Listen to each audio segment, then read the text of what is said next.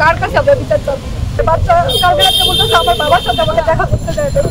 এরা বলতেছে আমরা নিয়ে আসলে আমরা ফোন দিব, কিন্তু আজকে 4 দিন হয়ে গেছে এখন পর্যন্ত কেউ ফোন দিতেছে না। উনি হচ্ছে আমার ভাই, উনি কোরিয়া যাওয়ার জন্য ট্রাই করতেছে। সো ওই সুবাদেই পাসপোর্ট অফিসে কাজের জন্য গিয়েছিল। তো ওইখান থেকে রাস্তা থেকে তুলে নিয়ে গেছে।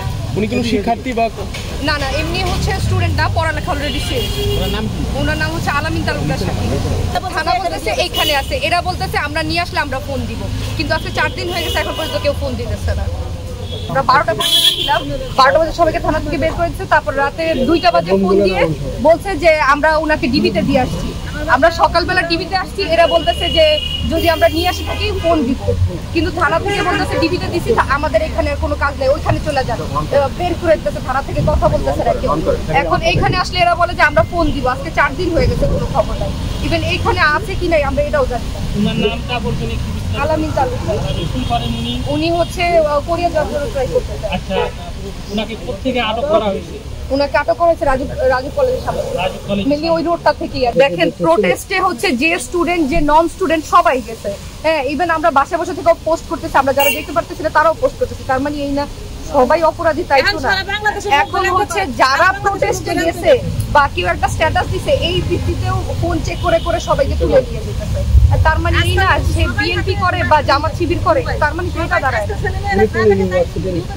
ও হচ্ছে মেনলি বঙ্গবন্ধু কলেজ থেকে পড়ালেখা করছে, আর হচ্ছে IUBAT থেকে পড়ালেখা শেষ করছে।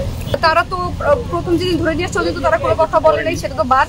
তারপরে রাতে 2টা বাজে নাকি তারা এখানে দিয়ে আসছে, আর এখানে এরা হচ্ছে কোনো কথাই বলতেছে না। আমরা এই নিয়ে 3 দিন আসছি, না কোনো রেসপন্স। ইভেন আমরা কোর্টে পর্যন্ত গেছি, যে কোর্টে দিছে কি দেয় নাই, কোর্টেও দেয় না। আপনি কি ঢুকতেই পারেননি?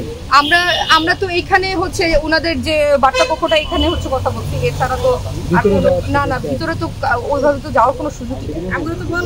এই হচ্ছে সমস্যা। এখন এট লাস্ট ধরে নিয়ে আসছে, অন্যায়টা কি এটা বললেও তো তাও একটা স্টেটমেন্ট নেওয়া যায় যে অন্যায় এটা, আমরা এইভাবে এটা করি বা একটা উকিল ধরি বা কি।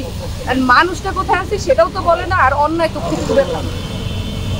এইটাই হচ্ছে আমাদের মানে এখন বিচারটা আমরা চাবো কার কাছে, এইটাই হচ্ছে সমস্যা। কার কাছে আমরা বিচার চাবো? আমার 2 ভাই, আমার ছোট একজন আছে আর ও হচ্ছে আমার বড়। লাস্ট কবে কথা হয়েছিল? 29 তারিখ ওনার সাথে কখন কথা হয়েছিল? লাস্ট 29 তারিখে 11:30 বাজে বাসা থেকে বের হয়েছে।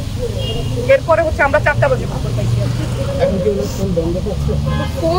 ফোন তো আমাদের কাছে দেয়ই নাই, একটা ব্যাগ ছিল, ব্যাগের মধ্যে ওই যে ভার্সিটি আইডি কার্ড ছিল আর একটা বই ছিল।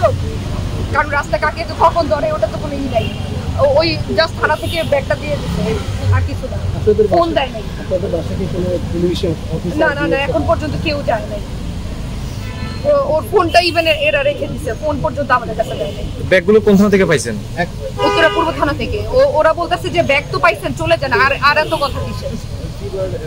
এখন আপনাদের ভাইকে নিয়ে কি ধরনের ভয় কাজ করছে?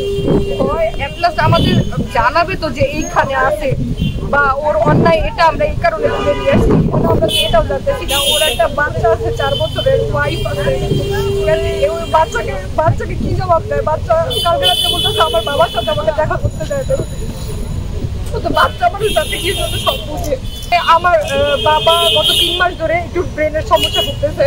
ওনার গত 3 মাস আগে আমরা ওনাকে নিয়ে দৌড়াদৌড়ি করছি, এখন আবার ভাইকে নিয়ে। আমার বাবা আমার ভাইয়ের এই খবরটা পাওয়ার পর থেকে আরো শখে একদম মানে 3 দিন যাবত কারোর সাথে আর কোনো কথা বলতেছে না। আমরা বাসায় রেখে আসছি, আমার ছোট ভাইয়ের কাছে রেখে আমরা এখন দৌড়াদৌড়ি করতেছি।